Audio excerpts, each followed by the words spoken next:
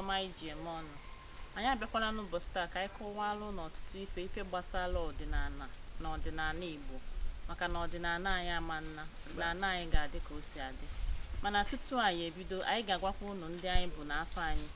Afa m bụ ezigbo nwaada Eberechukwu ya na Tomtochukwu. n'ife anyị bịara ka anyị kọwalụ unu n'ụbọchị taa maka nke ndị oyibo na-akpọ sọkin, ya bụ nwoke ịda amịcha nwaanyị ike maọbụ nwaanyị ịda amịcha nwoke ike. O kwesịrị ekwesị n'ọdịnala Igbo ya na n'ihe nsogbu ndị ọzọ o bu aga.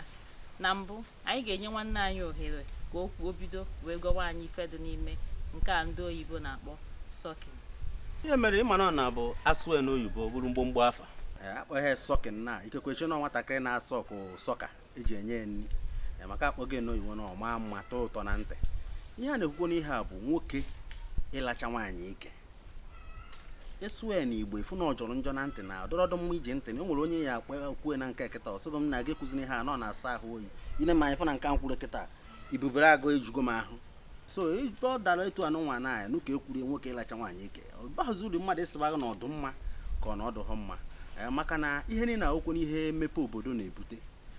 Na mgbe gboo ada aka akụkọ ahụ akọ ejighịdo ntị anụ ya na ọwụ nọ nwoke na-ejepụ ọfụma ma nwaanyị na-eje ije jee na mmụọ na-ekpọrọ onwe gị spiritual man. Nwaanyị na-eje ije, nwoke na-eje ije na-eme ife mmụọ.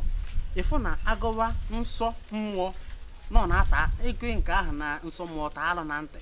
So na ọdịrị mma adịrị ikwute dị ya n'ọnụ maka na ihe o bu ka nkụ mana ọ ka a na-agbagota ka eweta ihe nyawa okwu ọnụ maka na nwanne nwaanyị ọdụrọ mma chacharị ọdụrọdụ mma na ntị. Ndewonu. Ya bụ na anyị ga-ebido n'ife gbasara sọkin. Na mbụ aga m ebidogodo n'ịkọwara ụnụ bụ ụmụafọ Igbo, anyị bụ ụmụafọ Igbo na anyị bụ Igbo na Chineke ekele ụwa kechara anyị wee nye anyị nsọ. Ndị ọbụla kpọrọ onwe ha ndị Igbo n'agbanyeghị mpaghara isi wee bịa na ana Igbo, onye ọbụla nwere nsọ a na-asọ. Anyị bụ ndị Chineke kere ka anyị na-asọ nsọ.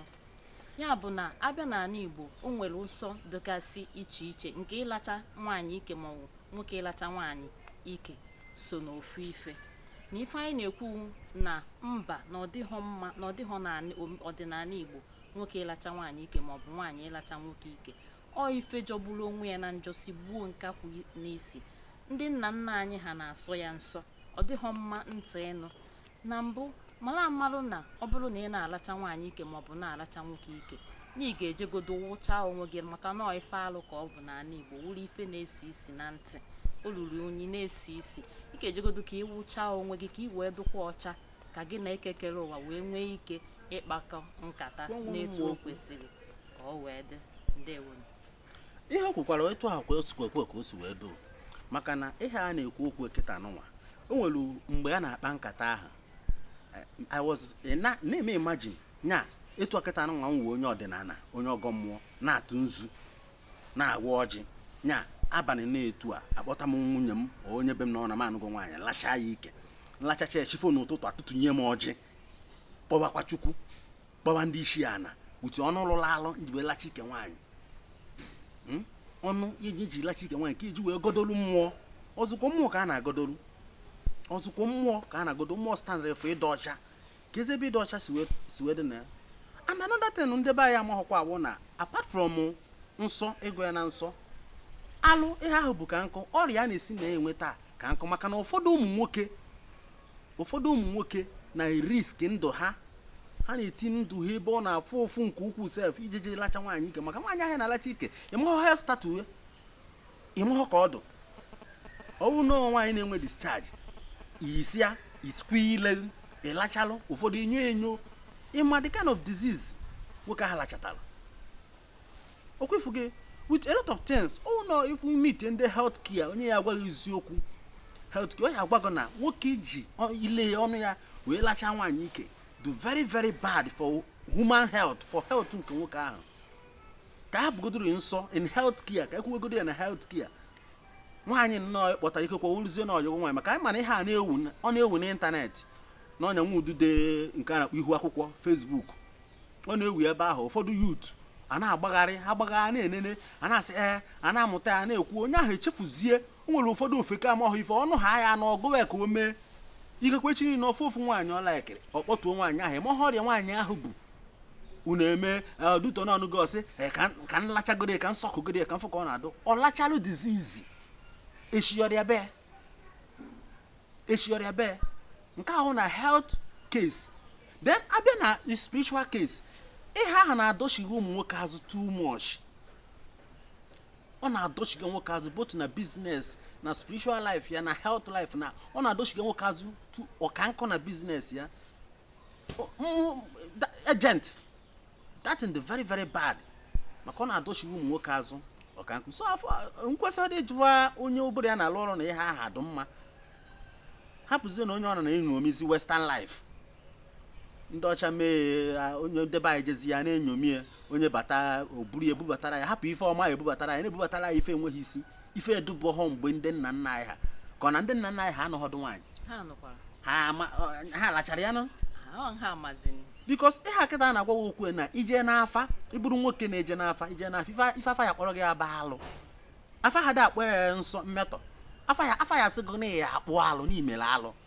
So ebe afa kpọrọ ya alụ in spiritual because the only thing ya agwaghị eziokwu bụ afa ebe ọ bụ na afa ya akpọ ya alụ nna mana onye ya eme ife ahụ ya echekwa echiche ife o jere ije mee maka ihe eji akpụ alụ ahụ obere ife ihe eji akpụ dị alụ abụrụ obere ife.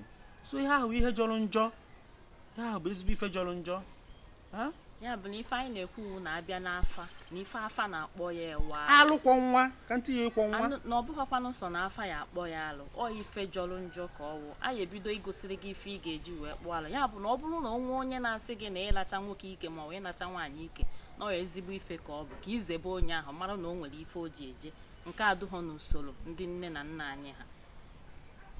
Nọ ya ka anyị bịa ka anyị kọwalụ ụnụ n'ụbọchị taa na ife ọ na-egbochi na mbụ ọ na-egbochiri mmadụ ụzọ agamnihu ọ na-ebute ọtụtụ ife alụ dị iche iche ife ike ife uchu ife ụchụ ife uke ọ na-ebutekwa aka na ogheri dị iche iche na-ebute osu ogheri dị iche iche. Ya bụrụ na ọ bụrụ na ife anyị na-ekwu n'ụbọchị taa na ọ bụrụ na ị nọ ebe a na ịbụ nwoke ma ọ bụ na-ebu nwaanyị n'imego ife a na-akọwa n'ụbọchị taa site n'ịlacha nwoke ike ma ọ wee lacha nwaanyị ike ka ije ere n'afa ka ije jụọ onwe gị ajụjụ maka na onye ọbụla kpọrọ onwe ya onye na-anọ na mmụọ nke ndị oyibo na-akpọ spirituality ma traditionalist na-eje n'afa kwesịrị ịda ịfụ n'ụzọ wee fụ na ife a na-ekwu nọọ ife jọgburu nkakwu na njọ siwuo nkakwu n'isi nọọ ife anyị na ka anyị kọwara ụnụ n'ụbọchị nke taa. Onye nwere ajụjụ ga-ajụkwa anyị n'akara Facebook anyị nke nwanne m nwoke bụ Asomi the Clean Soul. Abịakwa n'akara Facebook nke mụnwa bụ Ebeli Igwebike. Onye ọbụla nwere ajụjụ gaa n'akara Asomi the Clean Soul maọbụ Ebeli Igwebike na Facebook ka ọ jụọ anyị na anyị dị nkwadobe ịza gị ajụjụ ọbụla ị ga-ajụ. Ọzọ dọkwa ka nwanne bụ na ihe melu ụfọdụ all these people na-eclaim na ha awụ spirituality ya eji wee advice do open na-agwa ndị mmadụ ha sọkụwa mebe ụna o nwere western court na accept we.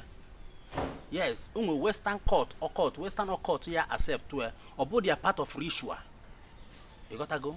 Ọ bụrụ ya part of ritual. That sucking ahụ nwere ha nwere the interest in it because o nwere ndị ya ha gwọ ọgwụ ego mgbe etu esi mgbe a na-aka ya sị na onye agwọrọ ọgwụ ego asị na onye yuzusi nwaanyị asị onye anya je yuzu onye ala asị onye anya ka o wee lekwa ọgwụ enya sọkụba nwaanyị ma nwaanyị sọkụwe you know all this mystic occult mystic all these things ọgwụ mystic a na ọ na-adụrụ ha good ka onye ahụ wee na-elekwa ọgwụ ejọsara ka onye gwọrọ ọgwụ sị ya yuzuo nwaanyị o nwere ife o wepụrụ n'ime nwaanyị ahụ o yuzuru asị onye ọna na-advise gụgụ sọkụọ nwelu interior motive onye ahụ nwere n'ime either na ojingu nwere lekwalụ nke or not just to do to not go that o mebigo onwe ọchọ ka o mebi agba ndị ọzọ. That is how I find it because onye do in a rightful sense onye ụbụrụ ya na-alụ ọrụ ọfụma onye ejigbo concrete wee hushi ụbụrụ anyị agwa mmadụ nna aje sọkụọ ewere onye nwaanyị gwa nya sị ngo naba echi niile gobia and etu aka nsi chọwụ.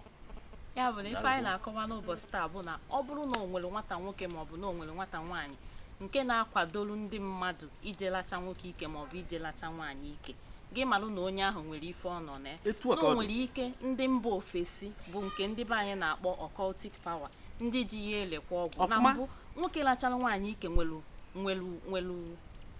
ife ọ napụrụ nwaanyị ahụ ọ nachara ike etu a ka ọ dịkwa na nwaanyị lachara nwoke ike nwere ife o wepụrụ n'ime nwoke ahụ nke ndị oyibo na-akpọ star. Ya bụ na nwaanyị lachara nwoke ike nwere star o wepụrụ n'ahụ nwata nwoke ahụ ọ lachara ike. Etu a ka ọ dịkwa na nwoke lachara nwaanyị ike nwere star o wepụrụ n'ahụ nwata nwaanyị ahụ nke otu n'ime ha bụ nne ọmụmụ nke a na-akpọ nne ọmụmụ. Ya nne ọmụmụ nke ọ ga-abụ ịmụcha nwa gị afụ gị n'anya nke dị ukwuu. Malụkwa na ọ bụrụ na ị na-eme ụdị ife dị ife nọ mgbe ị mụchara nwa ụmụ gị too oluzie ka ụmụ gị ga-afụ gị n'anya nnekwaba gị asị nne ma ọ bụ nna mgbe ahụ ha afụzie nne na nna ọzọ dị n'ilo nke ị na-agwa okwu ọma ngezi gị ntị. Ya bụ na agụmafịa dị na ya karịrị akarị kama na ya ama nje lụtụba ha aka n'otu n'otu. Ma ụnụ malụkwa na ife anyị na-akọwa n'ụbọchị taa na ọ bụrụ na o nwere onye na-akwado gị n'ife gị jee ka imewe ụdị ife dị ife a gị malụ na ị ga-ene onye ahụ anya na abụ malụ na o nwere ebe onye ahụ si abịa na ọ bụghọzi ife ekwuru ka a na-eme maka na onye ọbụla emere ụdị ife ahụ nwere star nke ndị oyibo na-akpọ star anapụrụ ya.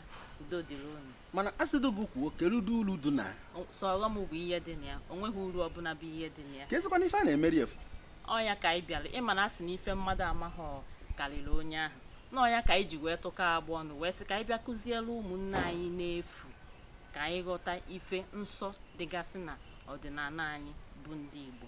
Ndewonu.